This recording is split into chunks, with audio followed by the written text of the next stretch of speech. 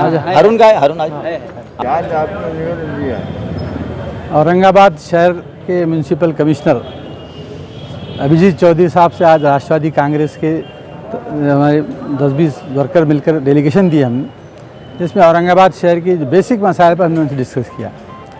Number 1, सफाई पर मैंने डिस्कस किया कि सफाई का मामला ये है कि बहुत से महलों में सफाई करने वाले लोग आते नहीं हैं, और आते भी हैं तो खाली आवाज़ देकर निकल जाते हैं, लोगों के पास से कचरा लेकर निकलते नहीं। रोडों की हालत ये है कि रोडों पर कचरे के ढेर लगे हुए हैं, खुले स्पॉट जितने प्लाट वगैरह पड़े हुए हैं ये कचरे के ढेर बने हुए हैं।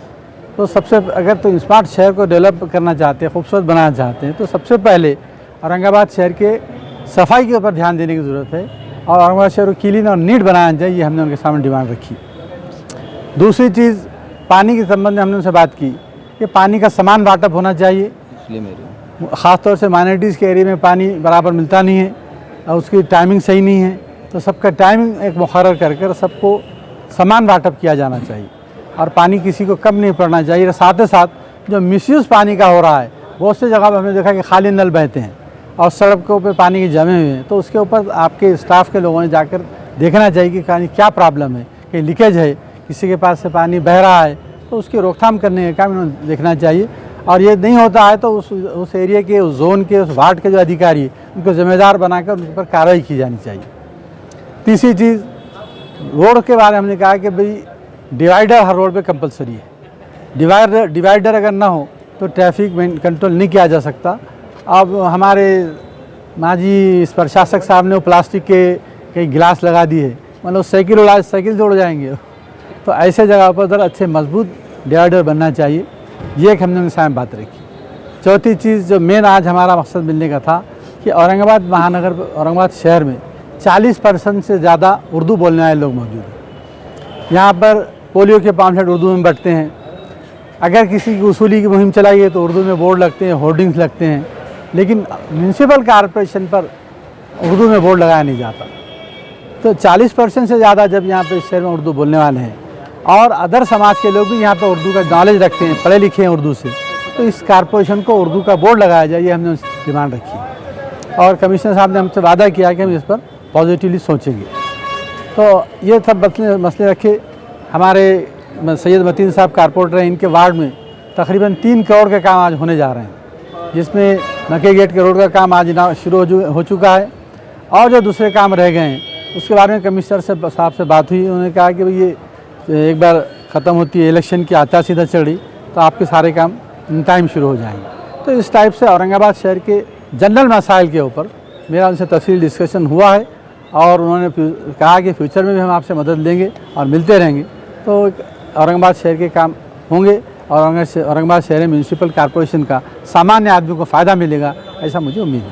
सर, तो अल्हम्दुलिल्लाह महानगर पालिका के हमारे कमिश्नर साहब से हमारी बात हुई, हमारे कायद मुश्ताक साहब की अध्यक्षता में, और हमारे माइनॉरिटी के ज़िला अध्यक्ष जलील भाई और हमारे अशफाक कटकट के माजी नगर सेवक के फर्जन और सबका डेलीगेशन और मसला ख़ास तौर से मुश्ताक साहब ने आपको तफसीलात बताई, उसी ताल्लुक़ से हमारी बात हुई। ख़ास तौर से ठीक है, डेवलपमेंट के काम चौधरी साहब से जो स्मार्ट सिटी के जो बजट में ख़ास तौर से मुस्लिम इलाकों के रोड ले लिए गए हुए हैं, तो एक है तो नंबर वाइज इसके काम चालू है। जैसा टाउन हॉल से मकई गेट का काम स्टार्ट हो गया अल्हम्दुलिल्लाह, हाँ, रोशन गेट है उसके अंदर, ये जो तो रोशन गेट से लेके चंपा चौक, शाह बाज़ार और चेलीपुरा, मंजूरपुरा, बुड्डी लैन और अपने यहाँ से ये अपने मुख्य कार्यालय, ये पूरा सीमेंट रोड स्मार्ट सिटी के बजट में हो गया है, पूरी यादी बन चुकी है, टप्पे वाइज काम शुरू हो रहा है अल्हम्दुलिल्लाह। उस ताल्लुक़ से भी हमने बात की, तो उन्होंने बोले ये आचार संहिता ख़त्म होती जो है तो वर्क ऑर्डर होती है तो इसका काम स्टार्ट हो जाएंगे।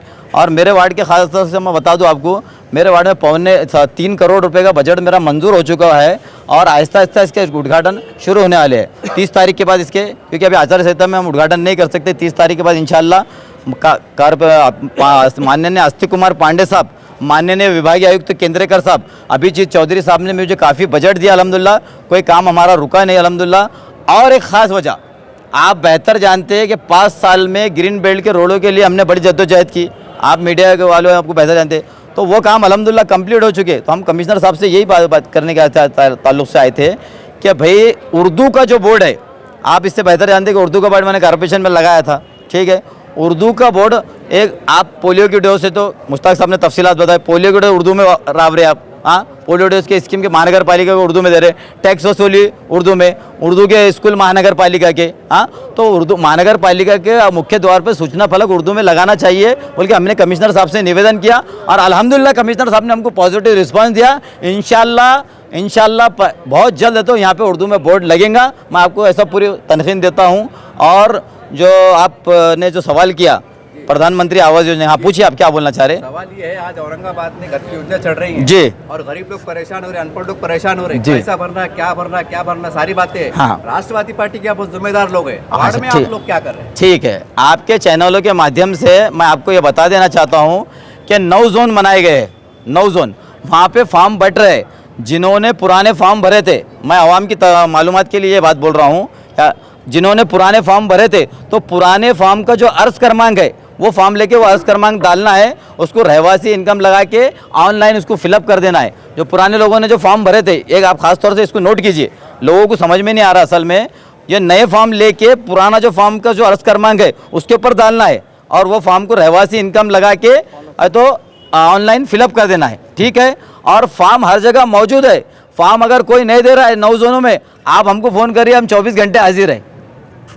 और पूछना चाहिए आप क्या पूछना? सवाल ये है, काफी लोगों से मैं मिला हूँ, काफी लोगों ने कहा है कि साहब 6 साल हो गए, यहाँ तो राशन कार्ड गुम जाती है, इसको टीसी गुम जाती, हाँ। तो पावती गुम गई, नंबर मिला ना पावती मिला, अब क्या करना? तो आप आधार कार्ड के ऊपर नंबर निकल जा रहा, आधार कार्ड नंबर, आधार कार्ड जो है ना, पावती गुम गई, पिछले फॉर्म भी गुम गए, मानता मैं, मगर जो उनका आधार कार्ड है वो आधार कार्ड पे पुराना अर्ज क्रमांक निकल जा रहा। जो नए लोग जो पहली बार जा रहे हैं उनके लिए कुछ मालूमात दे रहे हैं आप? पहले जो नए लोग हैं तो नए लोगों के लिए वो फॉर्म पे उस पर एक ऑप्शन लिखे हुआ है, जूना अर्ज क्रमांक और नया अर्ज क्रमांक। तो न्यू फॉर्म भी तो न्यू फॉर्म फिलअप कीजिए और जूना अर्ज क्रमांक उसके ऊपर डालिए। और उसमें अगर कुछ दिक्कतें आती है, कई ख़ास तौर से मुसलमानों को, आवाम को अगर कहीं परेशान किया जाता है तो हमारी राष्ट्रवादी कांग्रेस पार्टी, हमारे लोग हर जगह मौजूद है। मैं आपके चैनल के माध्यम से बताना चाहता। राष्ट्रवादी कांग्रेस की जानिब से जानिए, हमने सैयद मतीन को उसका जिम्मेदार करार दिया पूरे शहर की। तो जो भी माइनॉरिटी के लोग हैं जिनको शहर में घर भरने में कोई तकलीफ है, किसी भी किस्म की परेशानी, वो सैयद मतीन से कॉन्टेक्ट उनका सवाल मैं एक बार दोहरा देता हूँ। आपने इससे पहले बहुत आक्रामक होकर बोर्ड लगाया था, पूरे औरंगाबाद शहर देखा था, बहुत तमाशा, बहुत हंगामा हुआ था,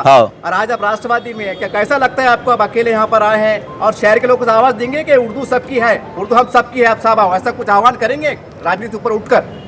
राष्ट्रवादी कांग्रेस पार्टी का मैं नगर सेवक है, हमारे पार्टी के कायदीन भी आए हुए हैं, मगर जहाँ तक उर्दू के बोर्ड के सवाल है, हम बिल्कुल इंशाल्लाह, हमको कमिश्नर साहब ने पॉजिटिव रिस्पांस दिया और इंशाल्लाह आपकी दुआओं से 15 दिन में इंशाल्लाह उर्दू का बोर्ड लगाने की पुरजोर कोशिश की जाएंगी। नहीं अगर लगानी जाए तो फिर से डबल से एक बार सैयद मतीन बोर्ड लगा देंगे। मतीन भाई, एक आखिरी सवाल, हाँ, पूरे काम आप कर रहे हैं आपके वार्ड में, लेकिन कुछ चैनल वाले जाके जो है तो क्रेडिट किसी और को दे रहे हैं, उन चैनल वाले आप, हाँ, ये भी एक बात, बहुत अच्छी बात बोले।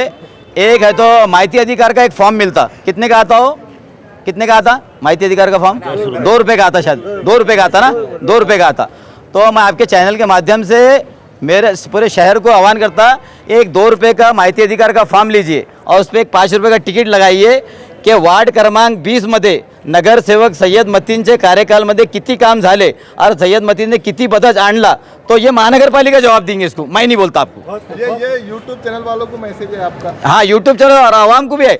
और वो जो माहिती अधिकार का फॉर्म डालिए, 2 रुपये का टिकट लगाइए और उस पर ये क्वेश्चन डालिए कि नगर सेवक सैयद मतीन के कार्यकाल में आसिफिया कॉलोनी में कितने काम हुए और अभी नगर सेवक सैयद मतीन ने कितने करोड़ का बजट लाए, तो वो और फाइल की संचिका मांगिए, फाइल की जेरॉक्स के जो है तो इतना ढिगार है, वो संचिका की जेरॉक्स के पैसे जो है तो मैं दे दूंगा।